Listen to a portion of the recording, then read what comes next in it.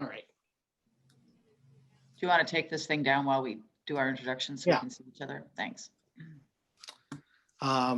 Okay, so then I'll just start picking people.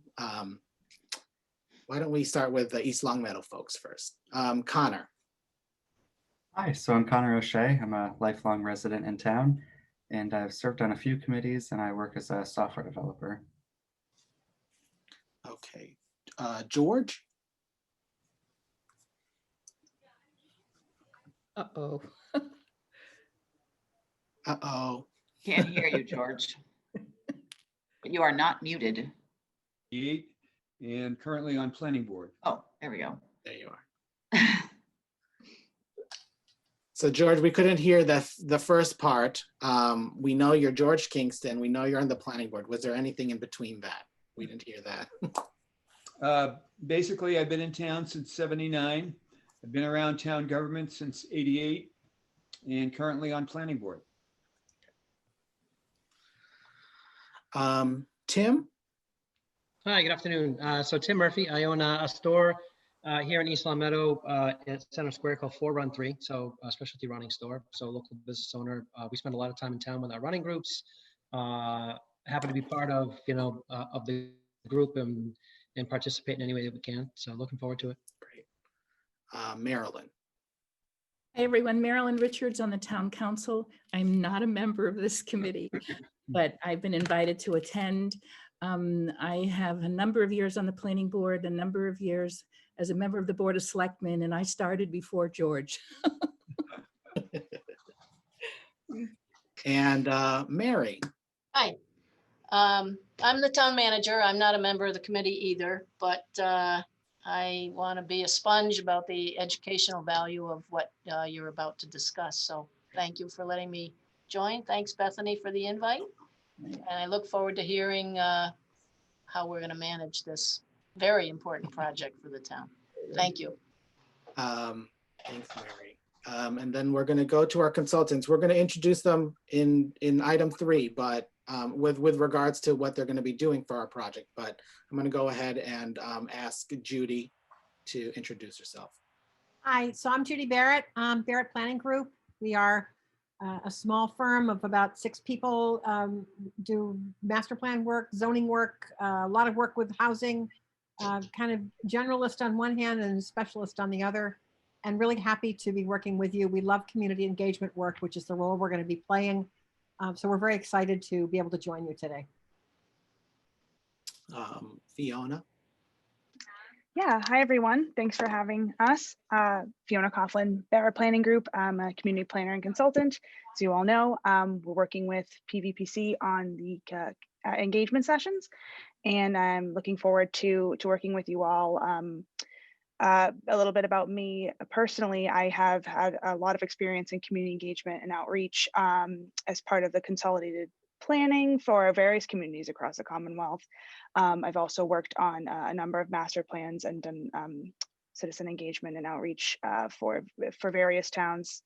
So yeah, I'm very excited, and thank you all. Catherine.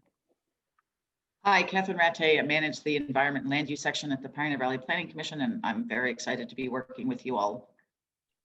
And I'm Ken Comia. I'm a senior planner in the Land Use and Environment section. Often work on master planning efforts, zoning, as well as municipal planning and municipal government type regulations. Okay, so we have our Bethany. intern too, Amber. Oh yes, Amber, sorry. Hi, I'm Amber and I'm the intern with the PVPC. So nice to meet you all. So the next item is election of chair, vice chair of the master plan committee. Bethany, did we want to do that, try to tackle that today, or did you want to wait? We are missing about half or a little over half of our committee members. That said, out of the committee members present today, what's your preference? Would you rather nail down a chair and a vice chair and get that established today, or wait until we have the rest of the group present? I'd ask Bethany, have you had any interest from anyone in serving in either of those positions? No, I have not. And the main responsibility is to be another person connecting with Ken and myself and Bethany on the planning of the agendas and just keeping the process on track. You can be as engaged as you want to in the process, you know, a very strong chair or a less engaged chair, but also somebody who would, you know, open the meetings, and then you don't have to run the meetings unless you want to. You can turn it over to Ken or myself. So it can be a very minimal effort job, or big if you want to do more. Anybody? Don't all raise your hands at once. I mean, I guess I would probably vote to have the rest of the committee here, I guess, and see if anybody's interested before we vote. I would agree. Yeah, I'm fine with that. Okay, so we can put it on the next meeting's agenda. Great, which we're going to discuss in number 6. Oh, sorry, I haven't been sharing that screen. This is the agenda. And we were at just finished number 2. And when I said number 6, we are going to choose an ongoing meeting day and time. We were originally scheduled for December 18th, and it was rescheduled to today. Understanding that we do have, you know, some members absent, we'll probably want to be thinking about a permanent day and time, and probably have another meeting this month. But anyway, we'll get to that when we get to that. So the next item is community engagement, and I'm going to let Judy and Fiona describe you know, their role in this process. Again, you know, I think, as I've mentioned, as I've worked on the DLTA project with Bethany and with Marilyn, who served on the housing committee, community engagement was going to be a component of this master plan, and it's very important on all master plans. And it's going to be very interesting because now we're in a virtual setting. So I'm going to allow Judy and Fiona to kind of discuss visioning and engagement. So the first thing I want to tell you is the remote participation is not a barrier. In the middle of another master plan process, we were working with another consultant in Medfield, and we had to switch to a virtual platform because COVID arrived. We had over 140 people participate in an online master plan committee meeting on a Sunday afternoon. We had people on that meeting who who were not able to attend the first face-to-face meeting because it just wasn't convenient. And so there are a lot of advantages, I think, to remote participation. People kind of worry sometimes, are we not going to get as many people involved or whatever, but it really doesn't need to be that way. It actually can be very advantageous for some folks who may not be particularly brave about getting up and speaking at a public meeting. There's a bit more anonymity when you're kind of dealing with Zoom. And so it is really a great way to proceed. So our role, we have a scope that's fairly well defined, basically to be present with you folks for a total of 8 meetings over the course of the project. And that's sort of bookended by 2 sort of major meetings. One is the first one that we're going to be working with you on, which is the visioning session, which is going to be a lot of fun. And you want the visioning session to be fun and productive both. Fun in that you want people to stay engaged. So if you provide a format that's interesting and kind of leaves people thinking, you're more likely to get them to come back. But also productive in that we need to get a lot of information out of people in that session. So we have a basis for going forward to think about what are the aspirational what's the aspirational message of this plan going to be? And that visioning session is really a key piece of framing that.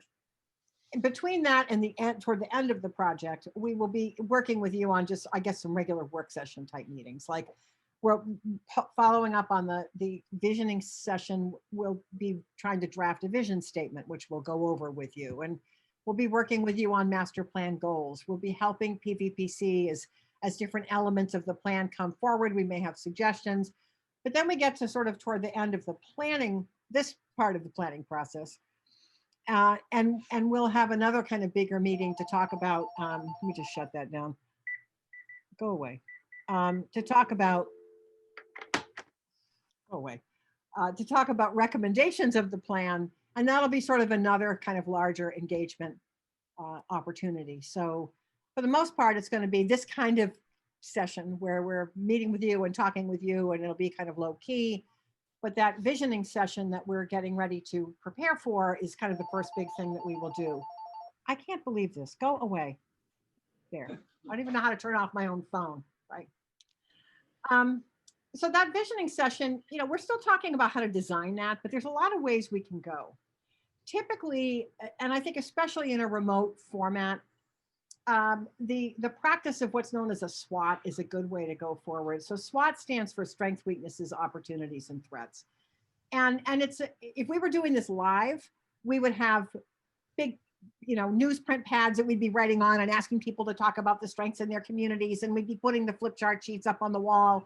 And if they'd take a break, we'd give them colored dots. We'd say, go up and identify the most important things. But we're going to be doing it remotely. So we'll have to kind of design these meetings almost to be able to pivot to two different formats. If you have a large participation, which we would hope, then we're going to need to have the meeting designed in advance to support breakout groups.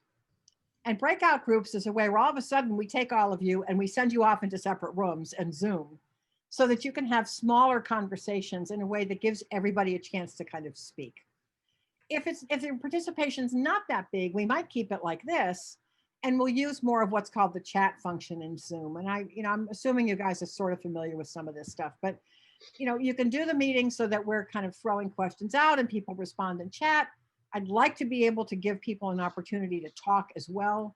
Chat is great for getting a lot of information that we can then take with us later, but it's important to let people speak if we can possibly design the meeting to do that. So we're still kind of working on that, but I think we almost have to be ready to pivot to one of two ways of doing this. And so that's our responsibility. We would kick off the meeting with a kind of a presentation about what is a master plan. You guys all know that's why you're on the committee or why you're participating in this meeting, but not everybody even knows what a master plan really is. It's remarkable, the things that people simply don't know if they haven't been involved. So a bit of a presentation about what's a master plan. Why is a vision statement so important? How is the public's involvement in shaping that statement going to go? What are we going to be asking people to do? My experience with these Zoom meetings is that much beyond an hour and a half can kind of make people get tired. So if you're going to do a meeting of say 2 hours, we would typically say halfway through, take a 5-minute break, go get your coffee, go get a beer out of the refrigerator, whatever you want to do, and come back and join us.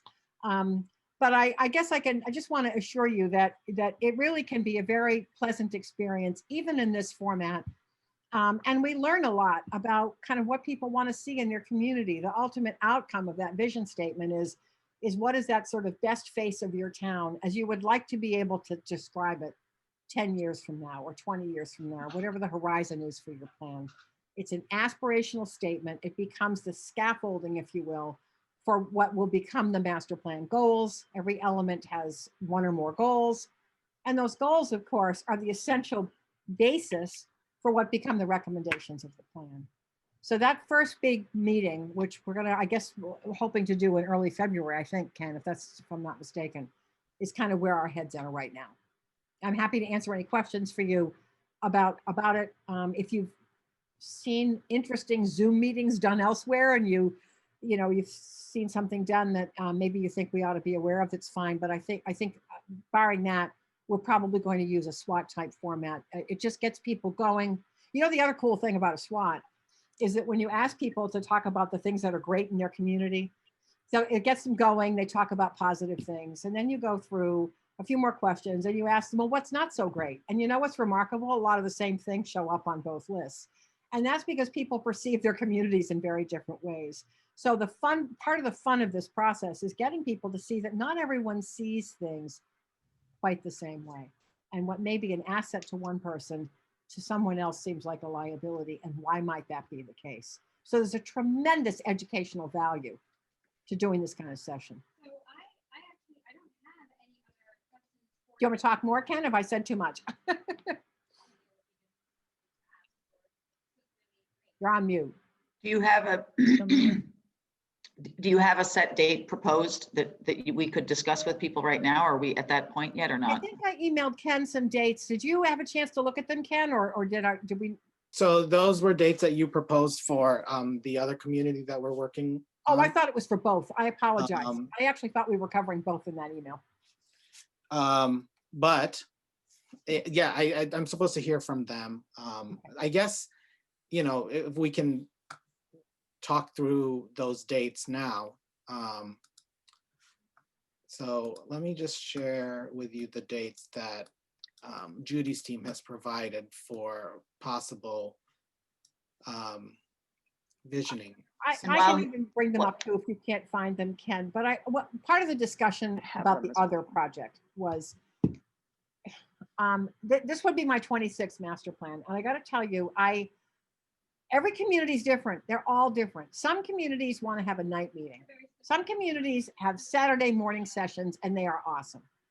Some communities have Sunday afternoons, because on Sunday afternoon at 4 o'clock, there's no more soccer, there's no little league, there's nothing else distracting people from their lives. So we talked about this with the other town, and I said, well, here's a Thursday night, here's a Saturday morning, here's a Sunday afternoon. Now, I don't know your town, so I don't know what you think about that, but I can just tell you that the towns are all different, and I think we just need to get a sense from you. What do you think is the most likely plausible option for people in East Longmeadow? So we have the 4th, February 4th from 6:30 to 8:30 is option 1. Saturday, February 6th from 10 to noon was proposed option 2. Sunday, February 7th from 4 to 6 was proposed option 3. But again, I know that Ken was talking to a couple of other folks. So just want to be cognizant of that. Exactly. That they we could may. mimic that. We could simply mimic that. Say, all right, well, let's just fast forward a week and offer the same options. We're trying to give you some choices about what kind of time would work best for you. I like the idea of either doing Saturday or Sunday. I think probably trying to catch people after work on a weekday doesn't seem to work out too well. It's hard. So Saturday mornings are good. Sunday afternoons, if you wait till like 3:30 or 4, by then people, if they needed to go to the dump or the transfer station, it's done. You know, there's nothing else going on. So, but it's totally let's just call on everybody so that everybody can weigh in and we can hear. George, Tim, Marilyn, what do you all think? A Saturday morning works well. Too bad we can't hold it at the transfer station, because that's where all the engaged people are. Actually, I go down there on Saturday morning and I can't get away from there. But that would work. Sunday afternoon, you're competing with sports, whether it's football. I don't know what's going on in February anymore. Yeah, everything's Super Bowl. all over the place. Football, basketball, whatever. Oh yeah, the playoffs. Tim, what do you think?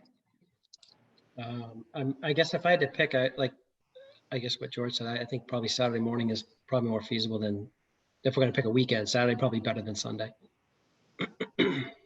Marilyn's nodding. Saturday. See what I mean? Every town is different. Sounds like we got the consensus for East Longmeadow. So yeah, Okay, I think, sorry, go ahead, Ken. oh, so we can probably look at a Saturday, if not the 6th, maybe. And the 13th? Then the 13th. Yeah, because you had offered those other dates to the other communities. So we could simply look to the next weekend, which would be Saturday the 13th. Does that work for you guys? Yep. Yeah, either weekend is fine with me. Either one's fine with me. Okay. So 10 to 12, 10 to 12. 10 to 12, is that what we were thinking?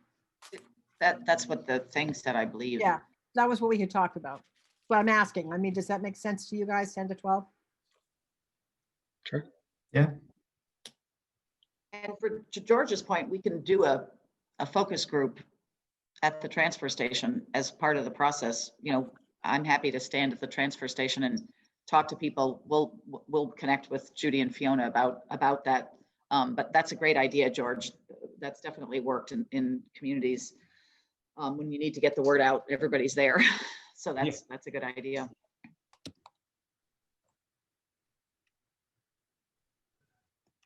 Okay. So that final date was Saturday, February 13. 13th. Thank you very much. So one of the things that we've done in some other communities to get interest going is that in addition to having a press release out there or whatever, sometimes we'll create like a poster. And I realize in the COVID time that we're all in, people aren't out shopping and doing things as much as they perhaps normally would. But people do have to go to the grocery store at some point. So we might make a little poster that could be put in a store window with a question or two on it to get them thinking about their community, what planning is, and oh, by the way, there's this visioning session coming up. So if you want us to produce things like that for you, we can. Fiona sent Ken a little while ago a sample press release that could be used. But in addition, I think you want to do something that's a little more eye-catching, perhaps, than a press release. So if you want us to make a poster that you can kind of put up with a couple of cool questions on it to get people thinking and start to market this meeting, we can do that for you. I think a more effective approach might be to put a promo up on LCAT, because people do watch LCAT, and that's our cable TV station. Yeah. There are also a number of forums out there. One of them is on Facebook, I know, that is related to East Longmeadow. And there's another one that's just started up called Neighborhood or something like that. Oh, neighbors, yeah. A lot of traffic. Okay. And again, a good place, free. You put up a notice, and you'd be amazed how many people are following that. Yeah. What about a flyer to in the schools? Do you think it would be worth us to try to get a flyer to go home to the children through the school system? Since we have 2 representatives from the schools on the committee, presumably they could do that really easily for us. Will they allow it? Some school systems won't allow things to go home with kids that aren't directly related to the schools. They'll allow it if the superintendent approves it. Okay. He's on the committee. Yeah. The question is, are the kids going to be in school? Right. Probably not. But Well, they're we could virtual always- backpack. I mean, it would be a virtual backpack. Like they still get their weekly stuff, even if it's virtual from the Yeah. school. So it would just be a way to communicate with the parents, whether it's physical or. So we'll work with Judy on that as well. Sure. And the If superintendent. Gordon was open to it, they could also mention it at the school committee meeting. I know through Zoom, they've had thousands of participants the past couple months, given all the school challenge being remote. So I'm sure there would be a lot of eyeballs on it that way. Oh, that's a I good think idea. school committees have audiences today that they simply did not have a year ago. Absolutely. It's happening everywhere. We could also put it up in the grocery store, Big Y.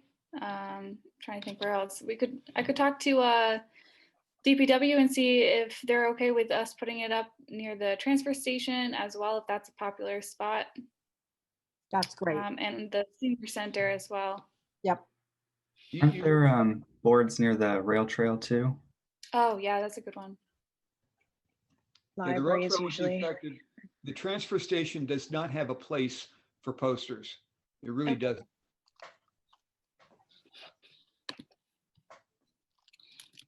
Well, I think what we could do is we could make a poster of a couple of different sizes for you. And then you can kind of decide what would be best to use where. You know, we could do a Great. tabloid size and something a little bit bigger. And Catherine, would you guys be printing that out at PVPC and making it available to the town? Okay. Yeah, we can do that. Okay. And we can certainly send it electronically if it's easy for, but we can print them and bring them over. Okay. I just wasn't sure with the paper size, you know, whether the town can print them. But anyway, I mean, we can certainly do a couple of different posters, different sizes, and you can put them where you think it would be best to have them. And so right now we've talked about school committee meetings, the school backpacks, whether they're virtual or physical, a poster at Big Y, the rail trail board, and the Facebook forums, and LCAT.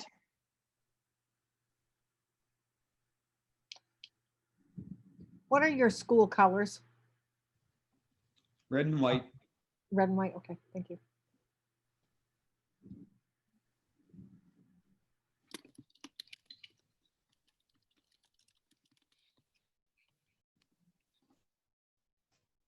Is everybody excited about the visioning?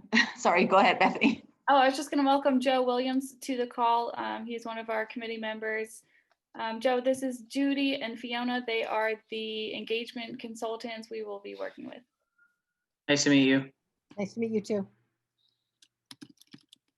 Sorry I'm late.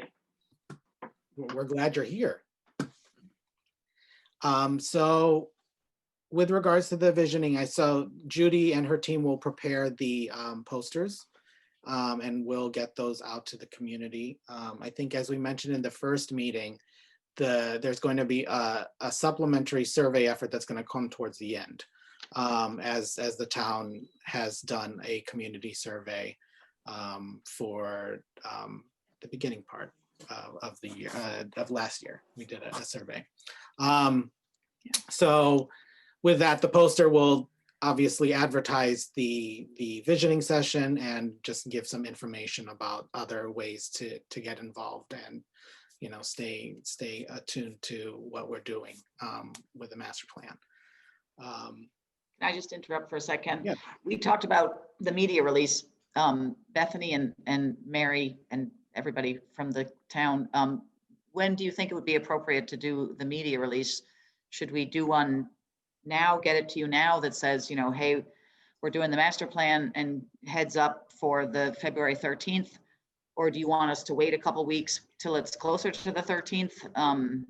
What do you think about the first media release about this effort going out? If I may, Catherine, thank you. The newspaper, the Town Reminder, is going to be publishing their Outlook section, I'm told, February 7th. Oh. And I was asked to make a contribution in a column sort of. And so I did, and I referenced this master plan initiative. So I think sooner rather than later, because it may coincide nicely with the timing of that Outlook, regional Outlook article. Great. I would agree with that. So we'll take the template that Judy and Fiona have prepared and we'll send it to Bethany, and you all can decide, you know, tweak who should be the contact and who should be referenced in that media release. Great. Okay, so anything else with regards to engagement? I just had a question for Judy. Do you usually do like sometimes in Zoom meetings, they have polling options. Is that something that you're familiar with? And is that something we could do to get people more engaged? We can do polling, we can do breakout rooms, we have a subscription for Padlet, we can do a variety of cool things to modify and make more interesting the format of the meeting. But Okay. yeah, we certainly could. Great. And I guess, you know, we have lots of staff working on this project, and we have Bethany and we have our consultants, but do any of you on the committee want to be assigned jobs as part of the visioning meeting? Because we're happy to give you work to do, or we'll just have you participate. We know you'll be there robustly participating, but if you'd like to have any more of a role, we can work that in too. Just raise your hand if you want. We may actually want to recruit some people, Catherine. And I mean, I just mentioned this because if we're lucky and you get a whole bunch of people and we need to do some breakout rooms, we're going to need some additional support. Yeah, And- that will definitely be needed. Yeah, and really, it's a fun role because it's not a super heavy lift. We'd probably give you a slide, you know, so you could just share and have maybe 3 or 4 questions on it.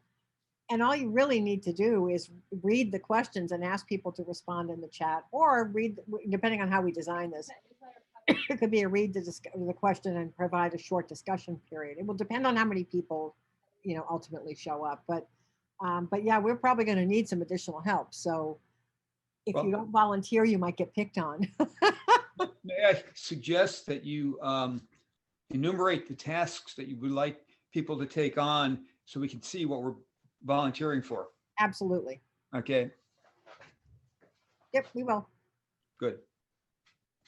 Judy, quick question on the meeting. How are we going to know, is there going to be a sign up? I mean, how are you going to know how many people are attending prior to? Well, I've seen this done a couple of ways. Some of it is as soon as they sign on, we'll have a roster of how many people sign up. Zoom will help to track that. A couple of communities I've worked in have had like a sign up system. So people would RSVP to something like Sign Up Genius. And then a few days before the meeting, the link would be sent to the people who signed up. I'm not wild about that. I think that I'd rather, provide something more spontaneous and just say, here's the link, here's the time, join us. Okay. Because we're going to know, we'll have an attendance list. And people will have an introductory slide when people join the meeting. Make sure that you tell us your name. Because sometimes people will sign in under a funny email name or something and you have no idea who they are, or if they're calling in. We need to make sure they know how to use their phone to participate. So we'll cover some of that, but you'll have a record. Okay. And we have a subscription to a service called Otter, which provides a virtual transcript of a meeting. So we'll be able to kind of keep track even through that. Thank you. No problem. So does that subscription, does that record for individual breakout sessions if they're all happening at the same time? No, it doesn't do a great job on breakout sessions. It will do fine with the larger community, the large meeting. Okay. For the breakouts, no, it's a good question. It doesn't. Okay, so whoever was facilitating the breakout sessions would be taking notes. Absolutely. For that. Well, the Yeah. chat, and Bethany, that's part of why we end up using chat a lot in those sessions, because we have a way to keep a record of what was said. Right. And it can be a tag team too, because we've got 7 staff plus Judy and her staff. And so it may be there's one of you as a volunteer facilitator or a volunteer note taker, and then we have somebody else who's the facilitator note taker. So you won't be alone in the breakout room. Good point. But we can get the job descriptions or little profiles out about that and then finalize those at the next January meeting when we meet in a couple weeks. Yeah, by which time I think we will have really sort of finished designing this meeting. And then, George, it'll be a lot easier for me to say, here are the 3 tasks we need volunteers for. Yeah. Is that Zoom link something that we could get in advance? I was thinking of putting it under my my email Signature. Signature, yep. So I could just get it out every time I send an email to applicants and that sort of thing. Yeah, no problem. Yep. Thank you. I will take care of that. Catherine, are we going to host that meeting, or are you guys? Whatever's easier. We can host it. It's probably a little easier if we host it on our end. Great. So yes, Bethany, we can. Thank you. As long as I know it's our account, I can say, absolutely, I can promise you. Yeah.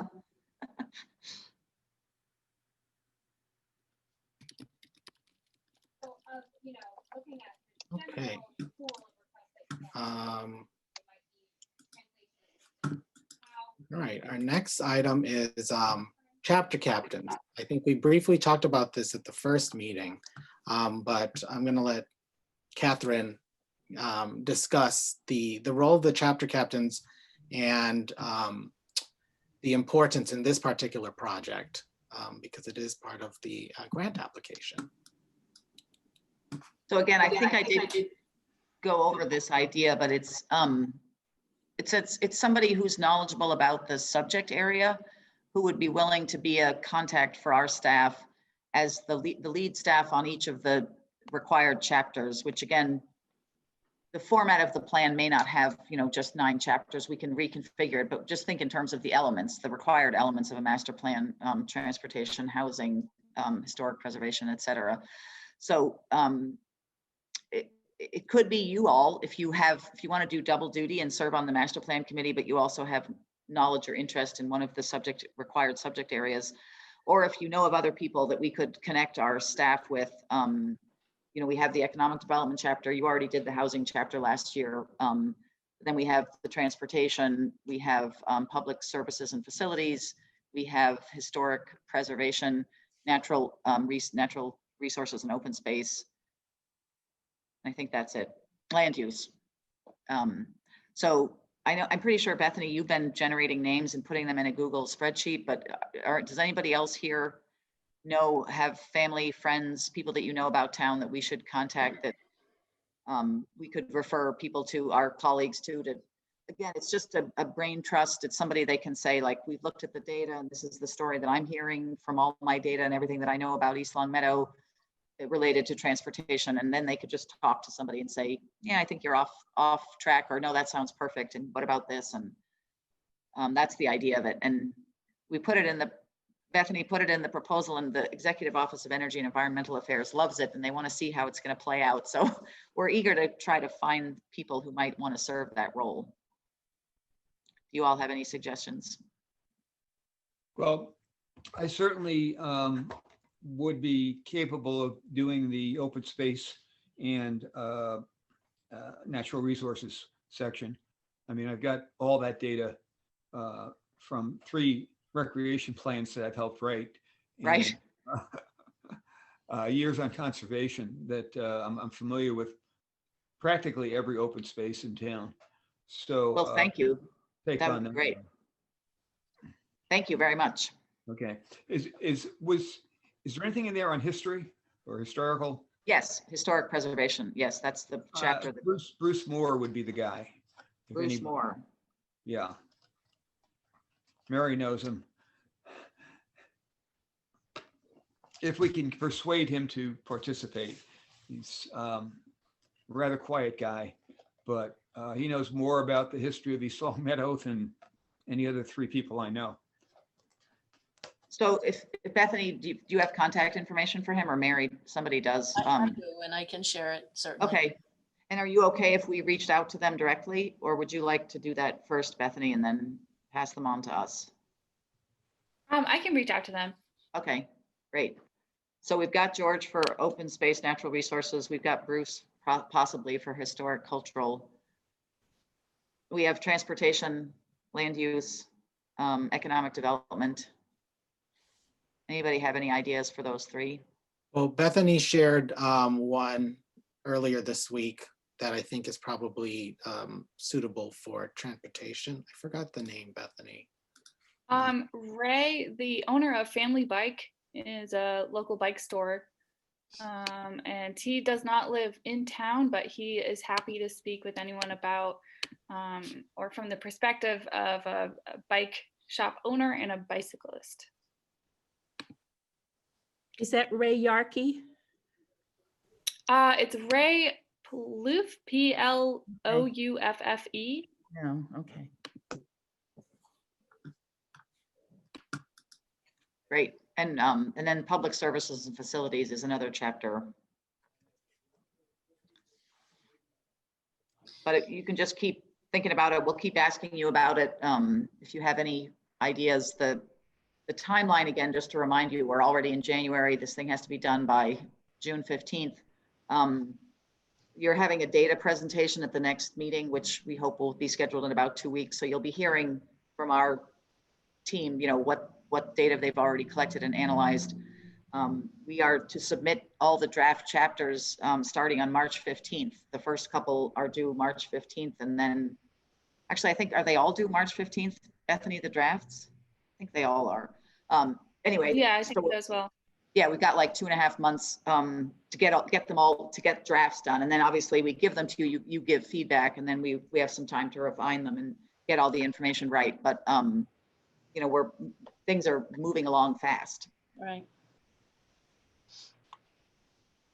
So we can move on, just keep that in the back of your head. And if you can think of anybody that you know personally, or just you've heard about them in the community, that we might be able to reach out to them and ask. Otherwise, you know, we have the professionals that do this work for a job in the community.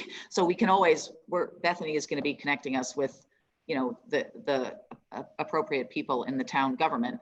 But this was in addition to that piece that we wanted to see if there was anybody else who might, you know, want to be involved.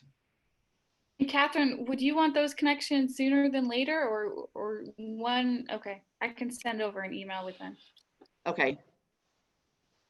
Yeah, and we have an internal meeting on Monday, which will probably gauge to see what the team members that we have working on these specific sections, as I know that they're going to want to start engaging with these chapter captains. And George, I'm working on the open space plan, so I'm going to be talking to you.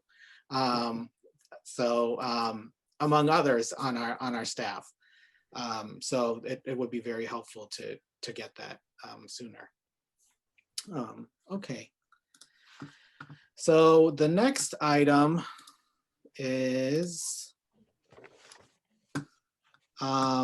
review of goals and strategies from past planning documents. And so I'm actually going to, because I have these open, we have a project website. And so, you know, it gives a little bit of the background of what a resilient master plan is for the town, what the process. I probably should share the website address. It's up here. eastlongmeadowmp.pvpc.org. And sorry, this is very fickle. Here, you can barely see it up there. Yeah. Because I have everything on one screen and now I think I'm messing this up. Hold on. Okay, let's try this again. I just put it in the chat. I think that's correct, but let me know if Yes, it is. Let's do this one more time. Okay. Okay, so we have this project website, and here we're going to be, you know, obviously sharing the documents that we create. Any drafts will be posted here for community review, as well as the committee's review. We also have meeting schedules, news and announcements. We have a page that, you know, features all of the team members here, as well as our project team at PVPC.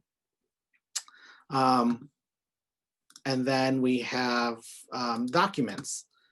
And so with any sort of master plan process, you look at previous plans, right?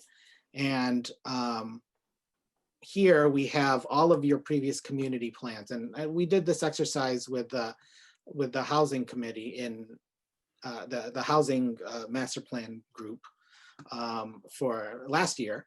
And we identified goals and strategies within housing.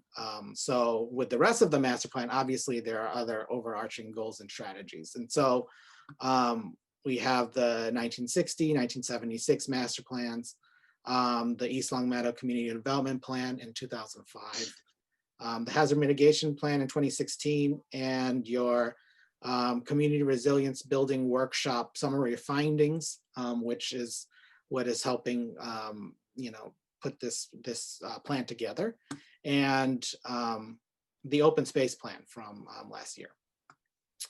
And so Amber did some work to identify,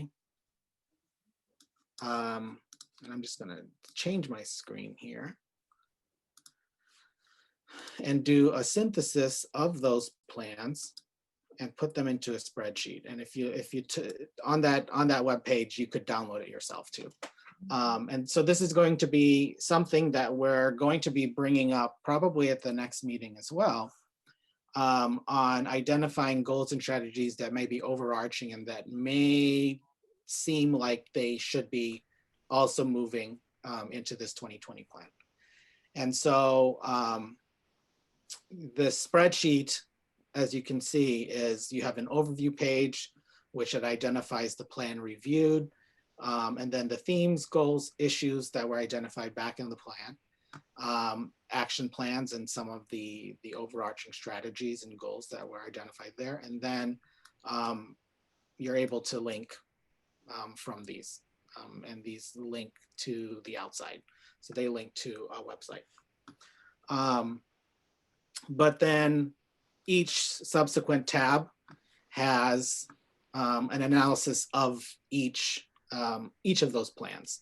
So, you know, we identify in the master plan in 1976 that there are themes, the overarching themes, and I know it's very small, but incorporating multifamily housing within the community. This is back in the 70s, retaining the community's rural character while also stimulating industrial growth and job opportunity, and conservation and preservation of the existing open space. Those were the overarching themes back then. And there were goals identified too. And this is going to be something that comes out of our plan too.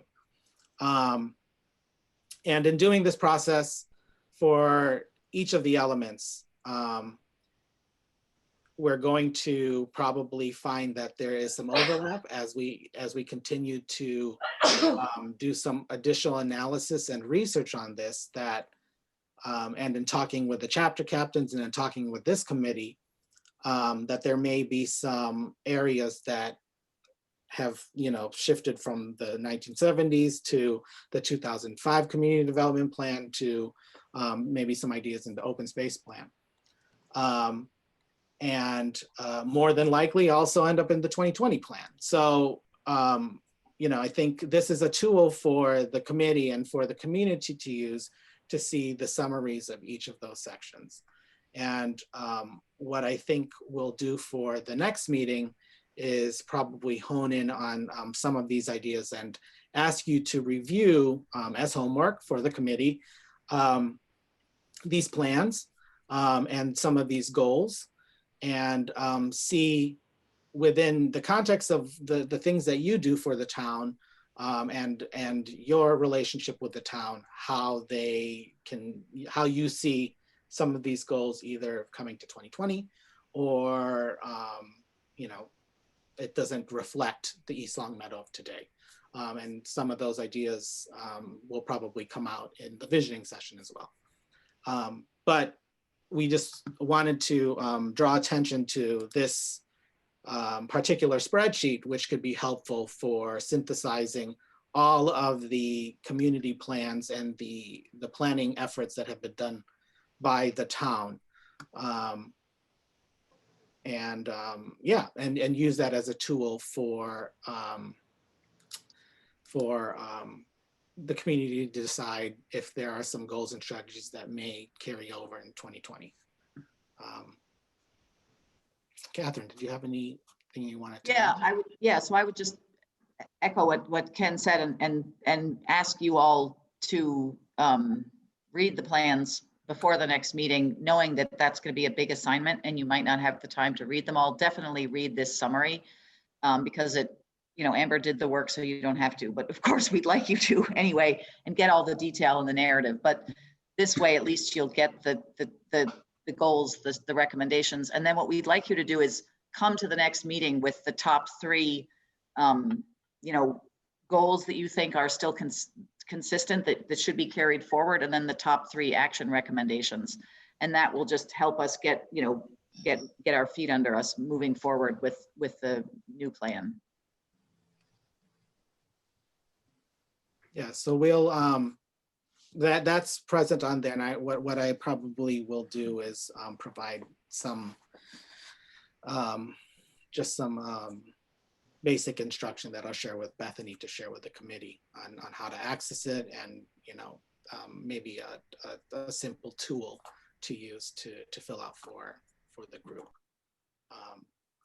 Just a question on some of those old plans. Yeah. I'm sure there's plenty of stuff that's in it, and a lot has happened in the past 30 or 40 years. Mhm. Do we know if some of those things were actually completed or have not been completed? Because I don't want to necessarily go through and say, oh, here's the top 3 things that I think could be action items if it was actually already done years ago before I was even around. I wrote that, so I went through and looked at as many records as I could and tried to note like things that had obviously already been accomplished or not. Okay, Cool, thank you. Connor, I can also check with the town department heads and see if they can do a quick look, scan through and knock off some items that have been accomplished. Cool, that would be helpful.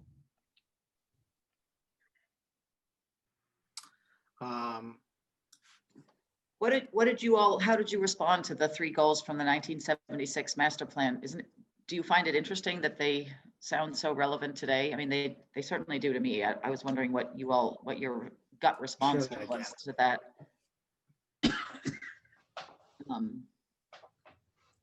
In the plan overview, it was easy to say, yeah, right there, the incorporating multifamily housing, retaining the community's rural character while stimulating industrial growth and job opportunity and conservation and preservation of existing open space. Do those resonate still? Absolutely. Yeah, that's I would what say I thought. so as well. It's definitely in pretty much every conversation I've had with residents and the professional staff. Those are very prominent goals that are still relevant. Yeah, I just thought that was really striking.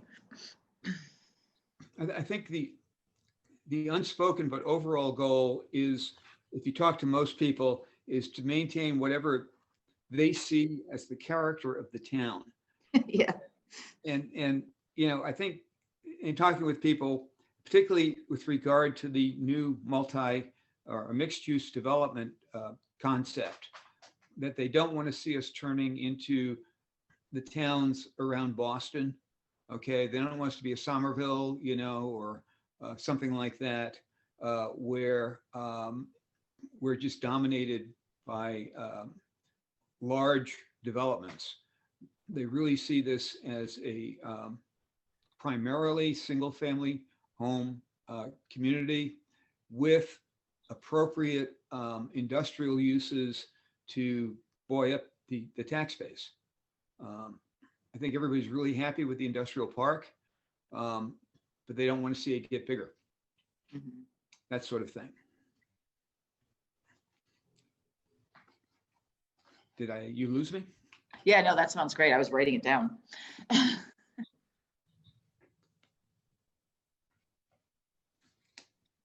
Yeah, and I think with your recent approval, the town's approval of the mixed-use development bylaw, you know, and being privy to some of that process with the town, and with Bethany, and conversations with Bethany and with Marilyn and the housing committee, it'll be very interesting how that's managed over time, because, you know, as George mentioned, and it was also that was a theme that came out with regards to single family homes, understanding that that in itself provides character for the town.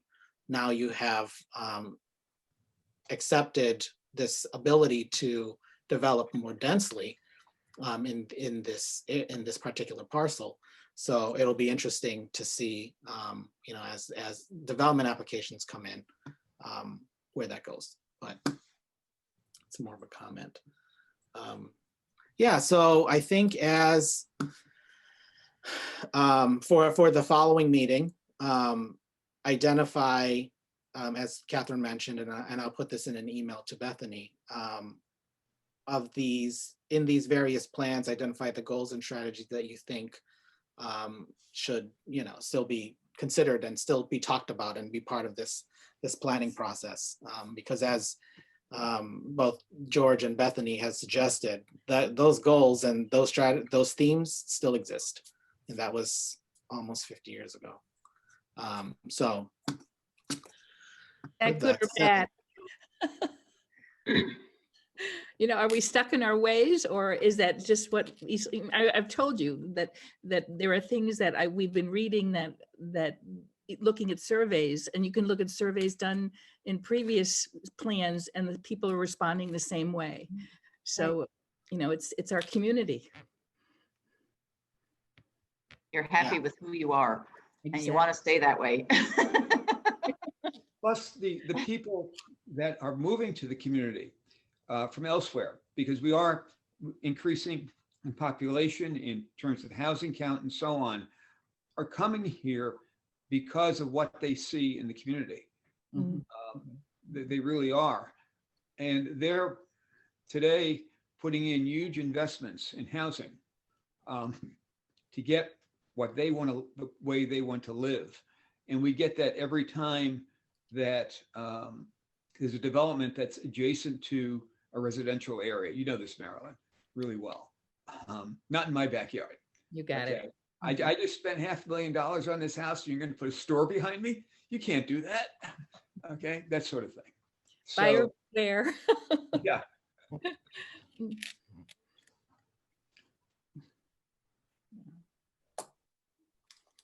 Ken, Yeah.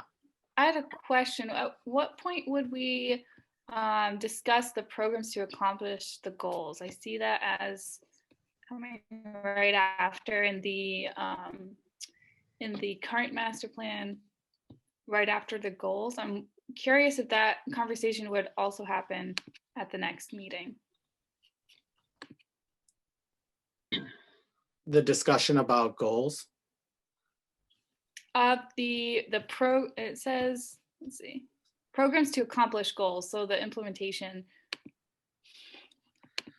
I think with the implementation, we were going to allow the visioning sessions to occur. And then, the implementation would kind of be also under this ability to identify priorities for the community, because we were going to do a survey that is to supplement that effort. Oh, right. So I think that it'll become clearer as we, kind of move through the process. But I think keeping in the back of our heads the goals that may exist from previous plans, those are probably going to be similar and be, dragged into this plan. Especially, even with the open space and recreation plan, sometimes it's complementary, and you'll have an updated OSRP, and then you'll see in your master plan that some of the goals and strategies are very similar. But I do think that it's going to be an ongoing conversation.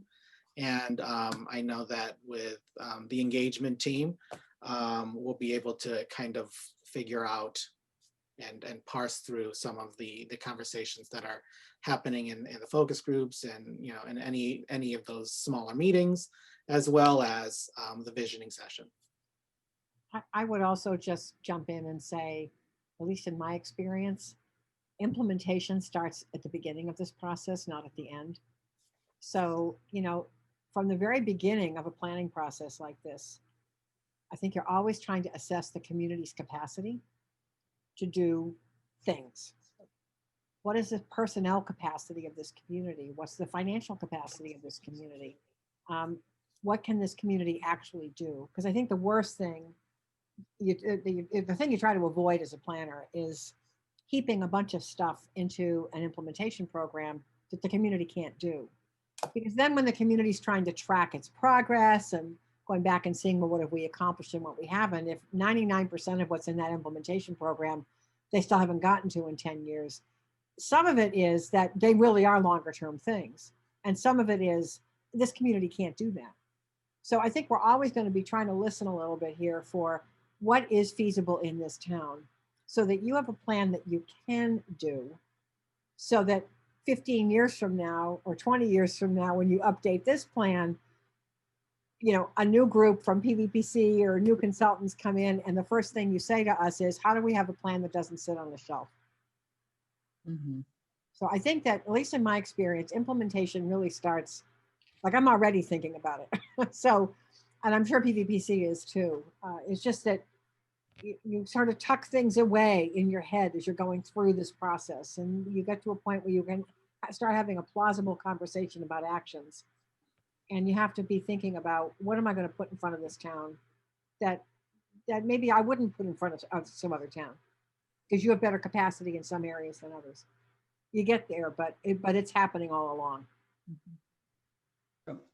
One of the ways I look at this too, though, is we have a number of plans, not in formal sense, if you will, of a master plan, but things that are ongoing, directions that have been taken, particularly by DPW and by public safety and by the schools, that need to be captured within the master plan.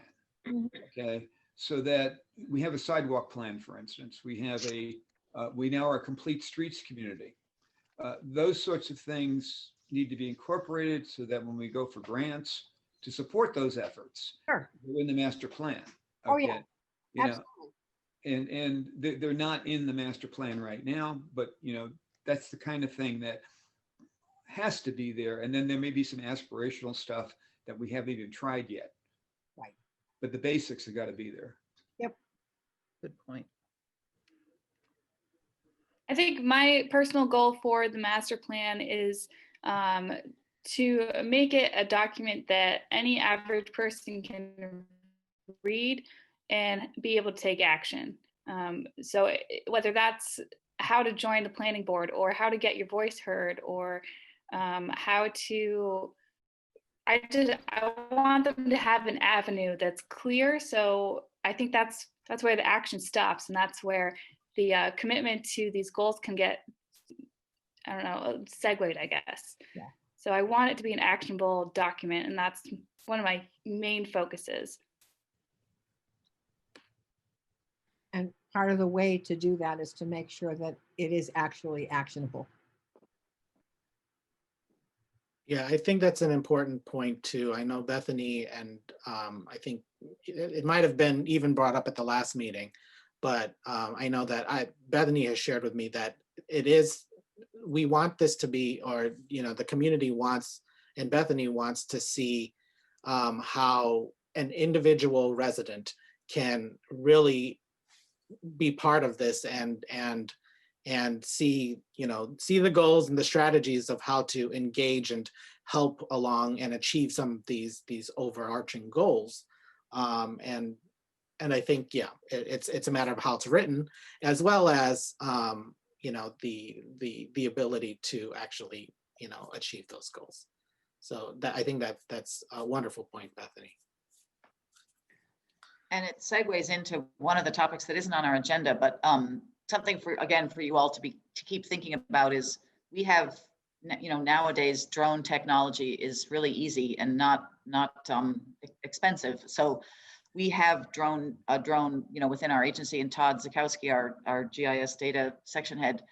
So thinking about ideas, obviously you've already seen from the website, we have some nice images, but think about areas that you would like to see in the plan that we could capture with drone video or drone photography. And also be thinking about the format.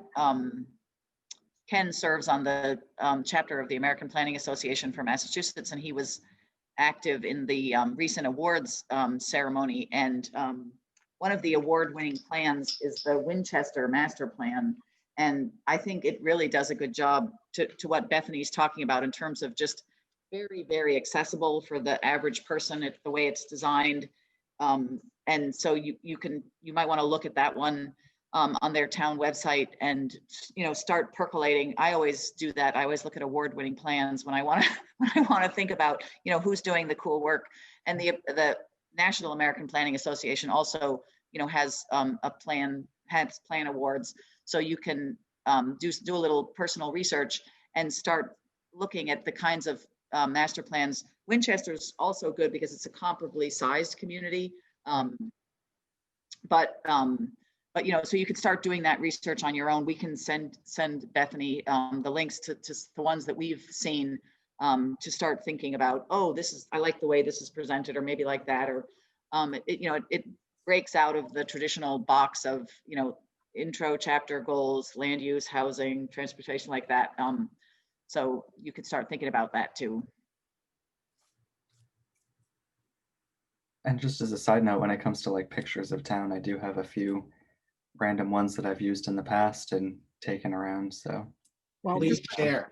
this was Send them. That would be great. We would love to. I was going to bring this up, actually. I would say to any of you, if you have pictures of the town, of good or bad, it would probably be helpful to us to get some to use for the visioning session. Mhm. maybe we could just Yeah. send everything to Bethany. You can make a Google Drive, or you could send them to us, whatever works, I guess, Bethany, if you want to receive them or if we want to receive them. Be a big help. Think. Who should they go to, Bethany or us? Go ahead, Joe. Oh, it's complete side note, sorry, since I missed the first part of the meeting. So this visioning session, is this where we kind of look to engage more of the community to get more ideas from, you know, the general population and stuff and see what, is that kind of the thought process? Yep. Okay. And did we have like a day for that? The 13th of February from 10 to noon. Okay, thank you. And that is Okay. a Saturday.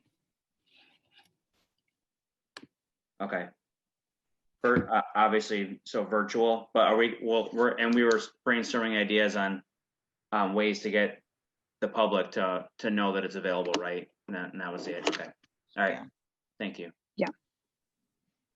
Yeah, well, so Joe, as with every other meeting, we'll share the notes from this meeting. I think that there's some logistical things in there that will be helpful. Okay, thank you. Okay, so we have more homework, pictures, we got, you know, looking through the old plans and identifying goals and strategies. But now it's probably one of the bigger things because we've kind of had this haphazard way of scheduling meetings. And this is actually our last agenda item. And that is to identify a permanent day and time for these master plan committee meetings. So it sounds as if Thursday at 3 is not great. So if there is either a middle afternoon or later afternoon or evening, you know, we can definitely try to work within those with that time context. So I'm not sure, Bethany, if there's your standing planning board meetings, when those occur, or other commission meetings or board meetings or the town council meetings, just so that we can get,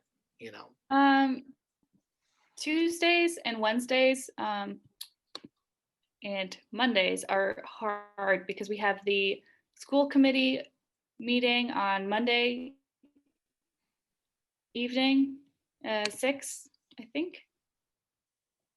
Planning board meets and town council meets on Tuesdays, and I have conservation on Wednesdays all at 6. So I could do mornings are fine. I'm not sure about those of us who are working non-town jobs. Yeah, I mean, as far as like during the business day, I could make Fridays work, but most other days of the week are tough at this point during the work hours. Otherwise, any night of the week is fine with me. Yeah, Well, sorry, for myself, it's just that it's not necessarily the day as much as it is the time. So 4 o'clock and beyond probably would be ideal. Okay. But you know, I can, if earlier in the day works for most people, then I'll find a way to make it work. And those from PVPC should know what Thursdays mean. So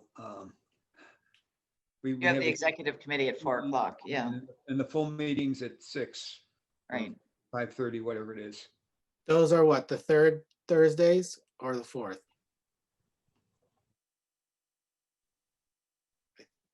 They're the 3rd, I think. Yeah. Yeah, we actually have the third Thursdays is our other master plan project. So so if we're looking at a second meeting in January and maybe finalizing that date, maybe if we look at the 4th, so it would be the end of the month. And then that day would be the 28th.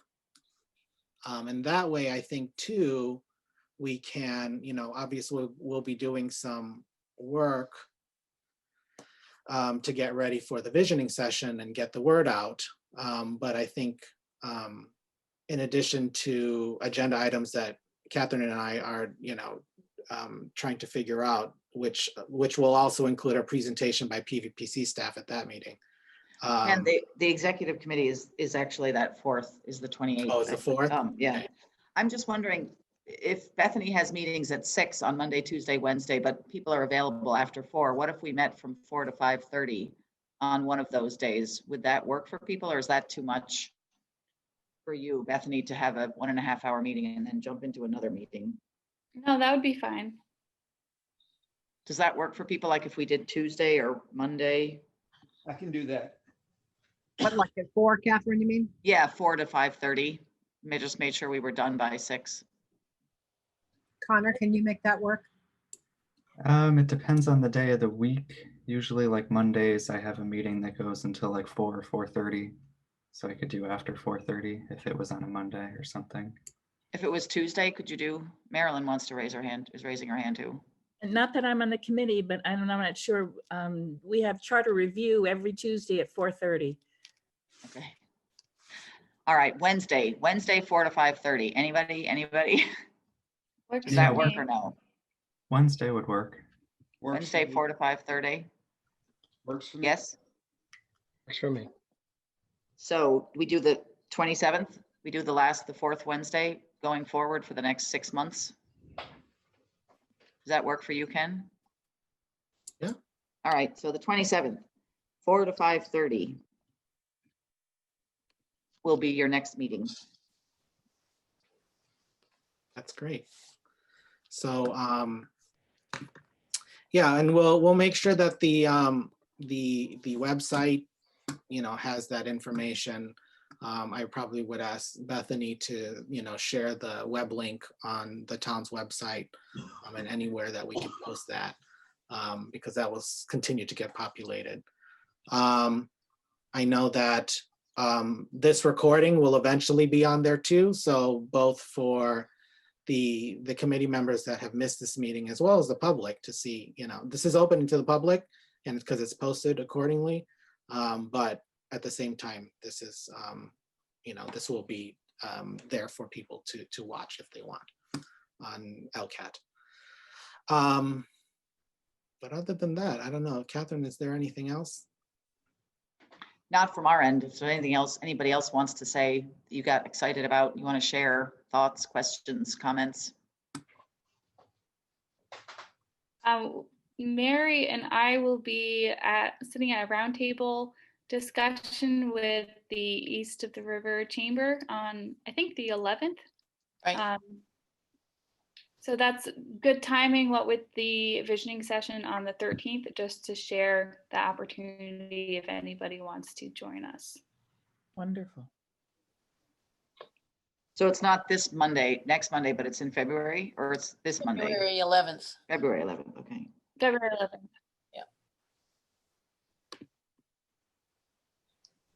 That's great. Great. Well, you get some extra time.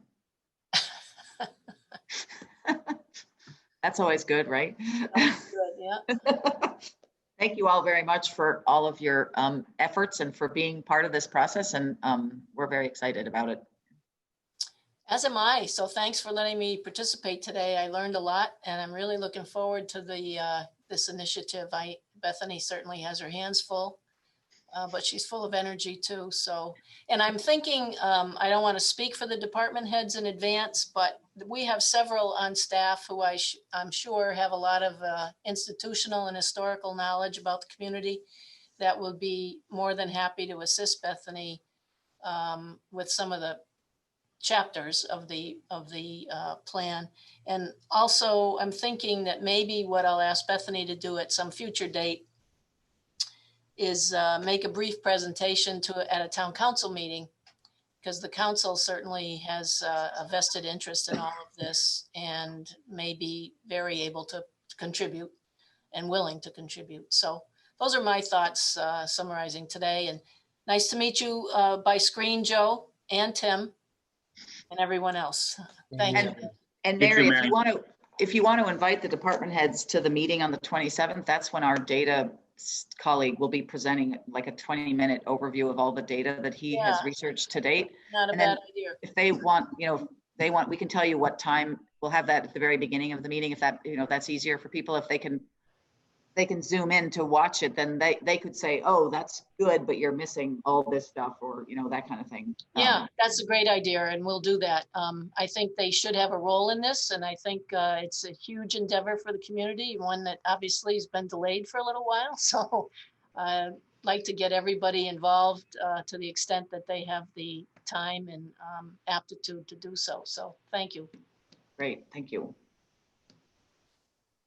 Great. Okay, so our next meeting is January 27th at 4 to 5:30. And yeah, thank you all. And be on the lookout for an email from Bethany with some homework. Bye, everybody. Bye. Thank you. Thank you, everyone. Thank Bye. Thank Bye-bye. you. Thanks.